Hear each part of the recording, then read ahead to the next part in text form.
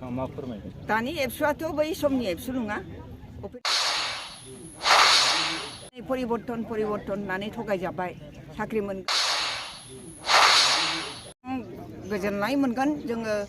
जुब शक्तिखौ मोजां लामायाव बाहायनांगौ मोजां खामानियाव बाहायनांगौ समाजखौ सेबा खालामनो थाखाय बाहायनांगौ बिसोरसो आसल शक्ति दा बिसोरनि सायावनो गासिबो दायित्व थायो दा आं होनदों जे बेक्तिगत सार्थनि गोजौआव समाजखौ लानांगौ समाजा अलखदाव गोग्लैयोबा जों बयबो ज' जानांगौ इउथ फर्सआ जुदि ज' जायोबा जों रावखौबो गिनो नाङा बे बाथ्राखौनो आं बुंदों आरो जों BPFनि सायाव अनसायनाय मोनदोंना मोनाखै मोनदों मानसिफ्रा फैनो ओरैबायदि माने हांखुर जालायलायो लाबोजोबनो हाया दा उफाय गैया गरिब गुन्द्राफोर फैनांगौ बिसोरखौ जुदि माबा मोनसे माने ट'ट' गारियानो होन माबा मोनसे गारि हराबा बिसोर सफैनो हाया गोजाननिफ्राय बेखिनिखौबो दा जोंहा उसुबिदा थेवबाबो जोंना माने रायजो राजाफ्रा गावबो माने खांलायलायनानै बेबस्था खालामनानै फैनाय खालामदों आरो दा बेफोरखौ नुनानै जों बहुद माने बोलो मोनदों रायजोफ्रा दिनैबो हाग्रामा महिलारिखौ नागाराखै बेखौनो हामख्लायफिनदों दिनै परिबर्तन होननानै थगायजाबाय साख्रि मोनगोन मार्कशिट सिन्थाय बिलायलायनाय फैदोंमोन बेखौ नुनानै माने जोंनि रायजो राजाफ्रा एसे माने गोरोन्थि सानफ्लांदों आरोखि हाबाब जों हाग्रामाजों थानानै एफा गोबाव सम जों थाबाय जोंनि फिसा फिसौफ्रा साख्रि मोनाखै जुदि नैबे UPPLआ जुदि जोंनि फिसा फिसौफोरनो साख्रि होयोब्ला मा मन्द बेखौ साननानै UPPLजों माने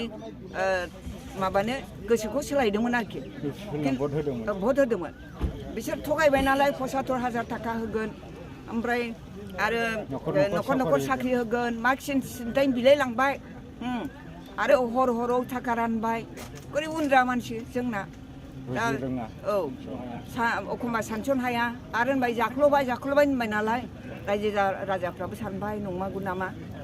बिसोरो BPFआ जाजोब्बाय नामा जोंनि रायजो राजानि मोननांगौ माखासे फिथाइफोरखौ जाजोब्बाय नामा बेखौ सानदों आरोखि बिसोराबो गासिबो लेखा गोरों जोब नङा जाहैबाय गरिब गुन्द्रा मानसि हाजिरा मुजिरा मावनानै जाग्रा सुबुंफोर बिसोरो माने दसे समनि थाखाय थगायजादोंमोन दिनै बिथांमोना मिथिबाय जे जों माने हाग्रामा महिलाजों थानाय समाव जों गोजोनै जोंहा गरसे गरनै उफाय आफाय गैयियाव जों थाङोब्ला जोंखौ सहाय खालामहरदोंमोन खिन्थु दिनै जोंनि खैफोद आफोदावबो माने बे BPLनि दैदेनगिरिफ्रा जोंखौ नायफिनाखै बेखौ नुबाय आरो बिसोर दसे समनि थाखायनो माने बिसोरो बोदोर जादोंमोन दसे समावनो बिसोर गोसोखौ सोलायनानै लानो हाफिनबाय महिलारा बारदों आरो बारनांगौ खिन्थु बेवहाय बेबायदि एक्सट्रा टेक्स बा मा होनो सिन्डिकेट बसायनानै फैसा लानायासो बे गोरोन्थि आरोखि बेखौनो आं होनदों आं रायजो राजानिफ्राय खोनानो मोनदों जोंना माने UPPLनि लिडारानो लायो होननानै आंनो बयबो रिपर्ट होदों आरोखि बेवहायनो माने दाउनि दामाबो बांबाय बे खोथाखौ जोंनि जनसाधारना बुंदों दा जनसाधारना बुंबाय नालाय आंहाथ' उपाय गैयाना बेखौ रायजोनि सिगाङाव बेखौ फ्लास खालामनानै होनांगौ मानो दिनै ब्रयलारनि दामा बांदों मानो दिनै बेदरनि दामा बांदों मानो नानि दामा बांदों बेफोरनि थाखायनो बांदों बे हिसाबै आंहा बुंनांगौ जाहैबाय नालाय दा बे हिसाबैसो बुंदों आं रावखौबो हिंसा खालामाखै आरो जों बेबायदि गाज्रि खामानिखौ मावनो नाङा जोंनिफ्राय रावबो मावनो नाङा जों साधारन रायजोफोरखौ जोंहा नायनांगौ दिनैनि समाव नोंथांमोना जोंनि आबैमोन आरो नोंथांमोनानो बर' हारिनि नेतृत्व होबोनानै बर' हारिखौ गायसनबोदों इभेन बड'फाजोंबो नोंथांमोना समान खामानि मावबोदों बर' हारिखौ गायसननो थाखाय दिनैनि समाव दिनैनि एबसुफोरा माबायदि खामानि मावदों होनना नोंथाङा मा फोरमायगोन दानि एबसुआथ' बै समनि एबसु नङा उपेन्द्रनाथ ब्रह्म बिथाङा जेला दङमोन होमब्लानि एबसुआथ' एखेबारे रायजो राजानि बिख्लोनि मोनसे आफादमोन आरो बिथांमोना बै समनि एबसुफ्रा जोंहा मोनसे बर' रायजो नांगौ होननानै माने गमामायै आन्दलनखौ खालामदोंमोन मोननाय मोनैनि हिसाब गैया जोंनो माबा मोनसे मोनथाय नांगौ बे हिसाबैसो ओंखारबोदोंमोन खिन्थु दिनैथ' मोननाय मोनैजोंसो हिसाब खालामदों दानि एबसुफ्रा पलिटिकेल सार्थ दं दा गोदो आङो एबसुनिनो केन्डिडेटमोन एबसुजों थानानैनो खामानि मावदों आं आरो एबसुखौनो आं खामानिखौबो मावदों जेराव रायजो राजानि माखासे डेभेलपमेन्टनि खामानि मावनांगौ बेखौ ओनसोल वाइज आङो बिसोरखौ नायनो थाखाय दायित्व होदों खिन्थु दिनैनि दिनाव जे नुबाय बिसोर बासिनानै नायनांगौमोन आं खावलायो एबसुआ दिनै थार लामायाव फैफिनोबा मोजां रायजो राजानि थाखाय बयबो भरसा खालामो आसा खालामो एबसुआ जाथिनि मोनसे संगठन बिसोरो मोजां गाज्रिखौ सायख'नानै बुंनांगौ रायजो राजानि सार्थनि थाखाय दा बेखौनो आं जाजाफिननो लुबैदों मानगोनां उपेन्द्रनाथ ब्रह्मनि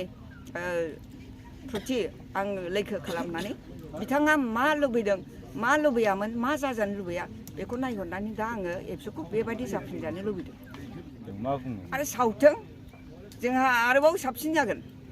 हाग्रामा महिलारिना आरोबाव माने गोजौ थाखोआव थांनायनि स्कपखौ जों मोनगोन आरोखि रायजो राजा नुगोन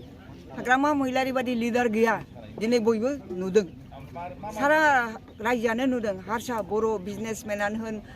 लेबार मावनानै जाग्रायानो होन आबाद मावनानै जाग्रायानो होन दिनै हाग्रामा महिलारिखौ लानानै गोरबोआ गाबखांदों साबसिन जादों सावथों आरो मुर्तिसो सावदों बिनि इमेजखौ बिनि भाबमुर्तिखौ सावनोथ' हायाना हाया रायजो राजानि माने गोरबोआव दं हाग्रामा महिलारिनि नेतृत्वआ माबायदि आरो बिनि भाबमुर्तिया माबायदि बे रायजो राजानि गोरबोआव दं बेखौ रावबो सावनो हाया गमामायै आबसुआ बर'नि मोनसे जादों जिनाहारि खालामजादों बैबायदियाव खोथा बुंनो हाया खिन्थु गावजों गावब्ला बेबायदियाव खोथा बुंनो दिनै बर'फ्रा माने हाग्रायाव न' लुनानै थानायफ्रा होखारजादों जेसिबिजों माने माबा जादों सिफाय जादों बिनि सायाव एबसुहा दायित्व दंमोन बाथ्रा बुंनायनि आरो बादा होनायनि दायित्व दंमोन खिन्थु बिसोरबो सिरि थादों नंगौ हारागाराखौ बासायनांगौ खिन्थु बेसेबां बोसोर जाखो बे सुबुंफ्रा बेवहाय रायजो जानाया बेखौ नायनांगौमोन आरो जुदि खम समावसो बे हाग्रा ओनसोलखौ दखल खालामहैदोंबा बिसोरनो अल्टारनेटिभ जायगा होनांगौमोन जायगा होनानै बे थानायनि बेबस्था खालामनानै बिसोरखौ बाव लांनांगौमोन आरो जेसिबिजों बुफायनायनि प्रयजन गैया आबसुआ दिनैनि समाव जाथिनि संगठन बायदि खामानि मावदों होननानै फिल खालामो नामा मावनांगौ आं खावलायदों सिगांनि बायदि बिसोरो जाथिखौ नेतृत्व होनांगौ आं खावलायदों एबसुआ जोंनि जाथिनि मोनसे